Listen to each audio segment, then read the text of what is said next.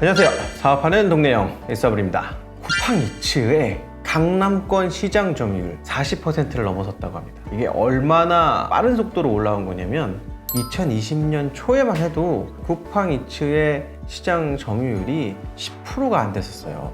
강남권에서. 이 배달 시장에서 왜 강남권이 중요하냐면 가장 큰 시장이에요. 그래서 강남권이라고 하면 서초구, 강남구, 송파구 3구를 말씀드리는 거고요. 이 강남권이 굉장히 잘 살아서가 아니라 인구 밀도가 되게 높은 지역이에요. 여기서 굉장히 많은 회사들이 있잖아요. 그러니까 점심시간에 이쪽의 인구는 200만을 더 초과할 정도로 많기 때문에 점심 배달, 저녁 배달 굉장히 큰 시장이라는 거죠. 그리고 이 강남권에서의 시장 점유율이 전국으로 확대되는 건 시간 문제다, 이런 걸 겪어봤어요. 그러다 보니까 지금 배달의 민족은 완전 비상인 거죠. 초비상인 거예요.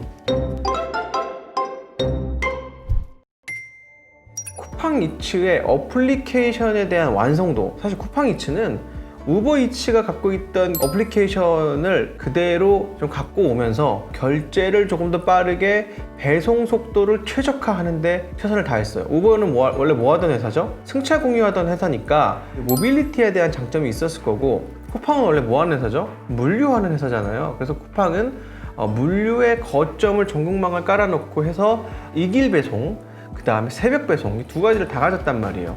근데 이제 뭐까지 가졌다? 음식을 배송하면서 10분, 20분, 30분 배송하는 것까지 쿠팡이 다 가져간 거죠. 이게 완성되면 대한민국 물류는 사실 쿠팡의 소나기에 들어가게 돼요. 소비자로서 보면 쿠팡이츠가 제일 빨리 옵니다. 제일 빨리 오고 제일 정확하게 오고 하나만 가지고 와요. 무슨 얘기냐면 쿠팡이츠 같은 경우는 기사님의 동선이 바로 연동해서 보이죠. 그러니까 이 기사님이 물건을 들고 여기 갔다 저기 갔다 여기 갔다 저기 갔다 이렇게 오지 않는단 말이에요. 극단적으로 얘기하면 쿠팡이츠 기사님은 라면도 배달해 줄 수 있다, 가깝다면. 뿔기 전에 갖고 온다는 얘기예요. 어쨌든 다시 얘기로 돌아와 보자면 데이터와 물류를 하는 쿠팡이츠가 시장 점유율 40%를 넘어가면서 배달의 민족은 굉장히 위기감이 좀 고조되고 있는데, 쿠팡이 꼭 시장 점유율을 확대하는 게 마냥 응원하기는 좀 어려운 게, 쿠팡이츠의 수수료율은 30%예요. 25,000원짜리를 시키면 7,500원은 쿠팡이츠 수수료라는 거죠. 굉장히 큰 수수료예요. 사실 배달의 민족은 이렇게까지 수수료를 많이 받지 않았거든요. 그런데 배달의 민족이 수수료율을 약간 개편한다고 할 때 게르만 민족이네 어쩌네 저쩌네 하면서 그냥 왕창 때려 맞았어요. 근데 그 때려 맞는 와중에 수수료가 그거보다 훨씬 높은 쿠팡이츠는 조용히 시장을 쫙 잠식해가고 있는 거죠. 이게 왜 이렇게 됐냐? 어플리케이션의 완성도만으로 이걸 이렇게 할 수 있는 거냐? 그게 아니고 백단에 뒷단이 있습니다. 이 뒷단이 뭐냐면,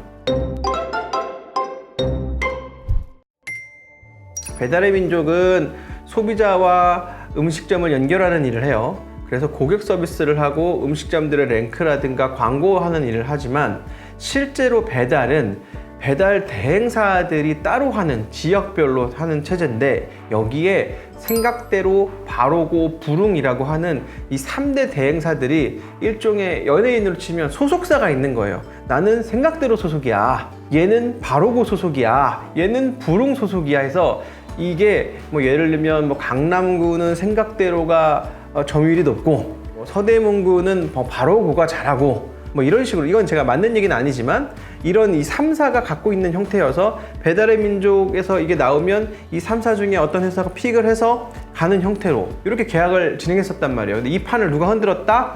쿠팡이츠가 이렇게 흔든 거죠. 쿠팡플렉스는 이런 식의 쿠팡플렉스가 있고 배달 대행사가 있고 그 밑에 라이더가 있는 이런 체제가 아니라, 쿠팡이츠가 있고 쿠팡플렉스라는 걸 통해서 배달 라이더가 바로 붙는, 1대1로 이렇게 붙는 체제인 거예요. 그런데 이 배달 라이더는 배송 단가에 민감할 거 아니에요. 배송 단가를 제일 비싸게 쿠팡이츠가, 물론 현금을 살포하면서 한 거지만, 꽂아버린 거예요. 이 라이더들은 이 소속사가 있지만 이제 약간 프리 에이전트 같은 형태로 쿠팡플렉스 배달하기 시작한 거죠. 그리고 라이더 입장에서는 쿠팡플렉스 배달하는 게 현재 라이더 수익 입장에서는 제일 돈 벌기 좋은 구조가 됐던 거죠. 그래서 이제 뭐 그런 논란이 있었잖아요. 억대 연봉을 받는 배달 라이더 뭐 이렇게 있었는데, 그건 좀 다소 과장이 많은 걸로 밝혀지긴 했지만 어찌됐든 간에 전체적인 배달 라이더들의 수익이 상승한 건 사실이고요. 거기에 쿠팡이츠가 들어오는 건 굉장히 기여를 했고, 쿠팡이츠는 자영업하는 사장님으로부터 수수료를 30%를 가져가면서 사실 배달 라이더에게 더 많은 돈을 주는 이런 구조를 구축을 했다. 그러면 자영업하는 사장님들이 너무 힘들고 쿠팡이츠 나쁜 거 아니야? 이렇게 또 볼 수가 있는데, 사실 이 쿠팡이츠나 배달의 민족 같은 것들이 앱이 해외에서는 25%에서 30% 수수료를 받고 있어요. 그러니까 우리나라가 특이하게 싼 형태였지 쿠팡이츠가 특별히 더 많이 받는 형태는 아니다. 그래서 수수료를 굉장히 적게 받는 배달의 민족이 떡 버티고 있다 보니까 사실은 우버이츠가 한국에 런칭을 했다가 현지화에 실패하고 우버이츠는 떠났고, 그 시장을 우리는 물류의 킹왕 짱이야 라고 하는 쿠팡이 들어오면서 쿠팡이츠가 확 꿰차게 된 거죠. 이런 상황이에요. 그래서 이 배달의 민족이 굉장히 위태위태한 상황으로 간 거죠. 사실 저는 뭐 구경하는 입장이니까 배송 시장에 2차 대전이 시작되는구나 이런 관점으로 보고, 저 시장 참 힘든 시장이야 이렇게 보는 사업가의 관점과 소비자로서는 이 2차 대전이 시작되면 아마 내년 1분기에 본격적인 2차 대전이 시작될 거예요. 그럼 소비자는 어떻다? 쿠폰들이 여기저기 많이 붙겠구나. 그러면서 쿠팡이츠, 배달의 민족 다 2021년 재무제표는 그냥 적자. 야, 치킨 게임의 끝으로 가는구나. 가 되겠지만 소비자는 즐겁고 누가 이기는지는 구경하고, 사업가로서는 배달의 민족 스타일은 배달의 민족이 있고 배송 대행이 있고 라이더가 있는데 이 밸류체인 하나 깨버리는 거잖아요. 쿠팡과 바로 라이더가 붙는 형태, 이런 형태가 되면서 더 빨라지고 부가가치가 생겼다라는 건데, 이게 왜 또 쿠팡이츠가 또 경쟁력을 갖고 있었냐면, 배달의 민족은 우리는 고객단만 담당했단 말이에요. 그리고 배송은 생각대로나 부릉이나 바로고가 했단 말이에요. 그래서 배달의 민족은 어디까지만 관리했냐면, 음식이 주문을 하고 나서 배달의 민족에 주문이 들어왔습니다. 그러면 음식을 몇 분 안에 만들어주느냐, 얼마만큼 픽업을 하느냐. 그래서 배달의 민족은 15분 안에 픽업을 하면 이것이 정상적인 케이스라고 본 거예요. 그래서 그 다음부터는 배달의 민족은 관리하지 않은 거예요. 그래서 배달의 민족에서 주문해 보시면 에스티메이트 타임이 45분에서 50분 안에 배달될 예정입니다. 이렇게 떠요. 근데 쿠팡은 주문하고 고객한테 가는 시간까지를 전체를 쿠팡이츠가 직접 관리하는 시스템으로 간 거죠. 그러다 보니까 쿠팡이츠에 보면 치타 배달이라고 있는데 아예 막 10분, 15분 예정, 지금 주문하면 15분 안에 온다고 이렇게 써 있어요. 배달의 민족은 45분, 50분 써 있잖아요. 이거랑 이거 차이가 확 벌어지기 시작한 거죠. 여기에다가 이제 고객의 기조가 좀 변하고 있는 게 뭐냐면, 다소 배달료를 지급하더라도 나는 빨리 오고 맛있는 걸 먹을 수 있으면 배송비를 조금 내더라도 먹을 수 있어 라는 식으로 소비 문화가 좀 바뀌고 있는 거예요. 조금 더 주고 맛있는 거 먹고 빨리 오면 좋지 않을까? 라는 식으로 시장이 재편되고 있는 거죠. 이 재편이 어떤 효과를 주냐면, 자영업하는 사장님들한테는 이걸 기억하셔야 될 거예요. 옛날에는 이 몫에 따라서 여기에도 족발집이 있고 여기에도 족발집이 있고 삼겹살집이라고 하면 삼겹살 거리가 있고, 여기 있는 집들이 다 먹고 살았어요. 이 집이 꽉 차면 이 집을 갔고, 이게 아니라 배달 시장은 권역으로 존재하잖아요. 이 권역, 반경 3km에서 5km 안에 원탑 플레이어만 살아남는 시장으로 바뀌는 겁니다. 그러니까 내가 이 동네에서 그냥 제일 맛있으셔야 되는 거예요. 조금 더 얘기를 하면, 보통 이렇게 시장에서는 해당 카테고리의 3위까지는 먹고 살아요. 3위는 근근히 먹고 살고, 2위는 좀 잘 먹고 살고, 1위는 대박이 나는 거죠. 원래는 돈가스 집은 10개씩 있었을 거예요, 동네에.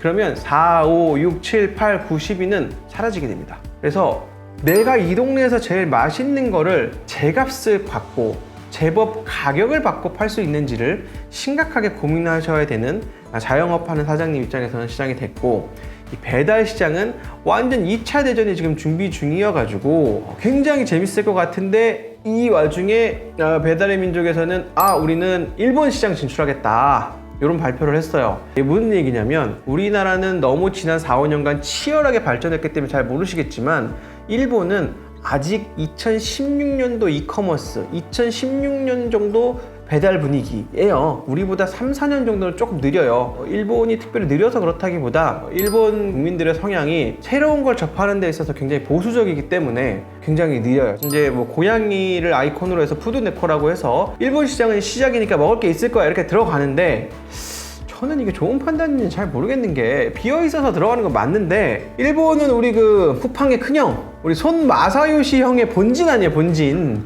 쿠팡의 이 물류 거점 실험이 한국에서 다 끝나면 이거 그대로 들고 어디 갈 거다? 일본에다 그대로 꽂을 거예요. 당일 배송, 새벽 배송, 음식 배송. 그래서 쿠팡 재팬이 보나마나 나올 걸로. 쿠팡은 나스닥 상장을 지금 예고하고 있죠. 나스닥에 상장을 하고 한국과 일본의 이커머스와 푸드 생태계를 다 가져가겠다, 이런 버전으로 아마 들어갈 걸로 보입니다. 그러니까 일단 강남권에서 쿠팡이 40%의 점유율, 쿠팡 이치즈 정확하게는 가져갔다는 게 대단히 의미가 있고, 이게 이제 시장에 충돌하는 거를 우리는 구경을 하면서 자영업 사장님들은 맛있고 제값 받으면서 우리 동네에서 우리가 하나 살아남아야 되는 그 카테고리를 잡으시거나 아니면 꼭 우리 집에 와서 드실 수 있는 손님을 잡으셔야 될 것 같은데, 이 코로나 상황은 꽤 장기적으로 갈 것 같다. 쿠팡이 이제 나스닥에 상장을 하고 본격적으로 이제 쿠팡 재팬 뭐 이런 프로젝트를 할 것 같은데, 약진하는 쿠팡이츠, 생각보다 배달의 민족이 과정을 한 상태에서 게르만 민족이 됐나 싶었는데 그 틈을 놓치지 않고 우리 쿠팡이츠 형이 또 알뜰하게 털어먹고 있다. 오늘은 변화하는 음식 배달 시장, 약진하는 쿠팡이츠 한번 구경하는 시간 되었던 것 같습니다. 오늘도 구독, 좋아요 부탁드리겠습니다. 감사합니다.